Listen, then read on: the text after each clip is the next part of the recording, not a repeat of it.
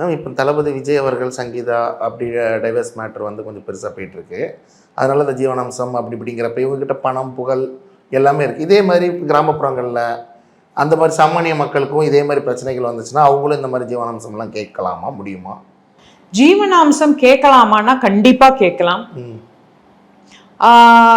இப்போ வந்துட்டு any case அது வந்துட்டு அவர் பணக்காரரா ஏழையா, சட்டத்தின் முன்பு எல்லோரும் ஒருவரே சமம், எல்லோரும் சமம்.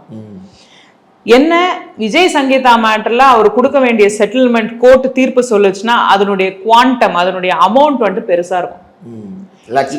லாக்ஸ்ல இருக்க வாய்ப்பு கிடையாதுங்க. லாக்ஸ் வந்துட்டு நீங்களும் நானும் வாங்க வேண்டியது குரோஸ்க்குல மேல இருக்கும்.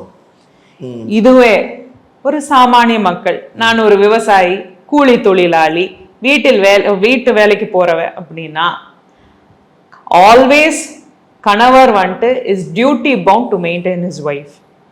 கணவர் வந்துட்டு என்ன ஆனாலும் பிச்சை எடுத்தாவது தன்னுடைய மனைவியையும் பிள்ளைகளையும் பார்த்துக்க வேண்டும் அப்படிங்கறதா சட்டம் சொல்லுது. இப்போ இருக்கிற ரீசன்ட் அமெண்ட்மெண்ட்ஸ் எல்லாம் என்ன சொல்லுது?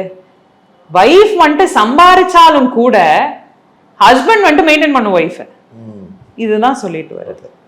ஸோ இது சாமானிய மக்களும் நிறைய சட்டம் அவங்களுக்கு சார்ந்தும் இருக்கு.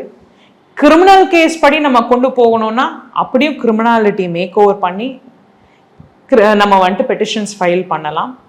இல்லை domestic violence act very strong act, அதன்படியும் நம்ம வந்துட்டு பெட்டிஷன் ஃபைல் பண்ணலாம். ரம்ஜானுக்கென்றே பிரத்யேக கலெக்ஷன்கள், ஆசியாவின் மிகப்பெரிய ஜவுளி சாம்ராஜ்யம் தி சென்னை சில்க்ஸ்.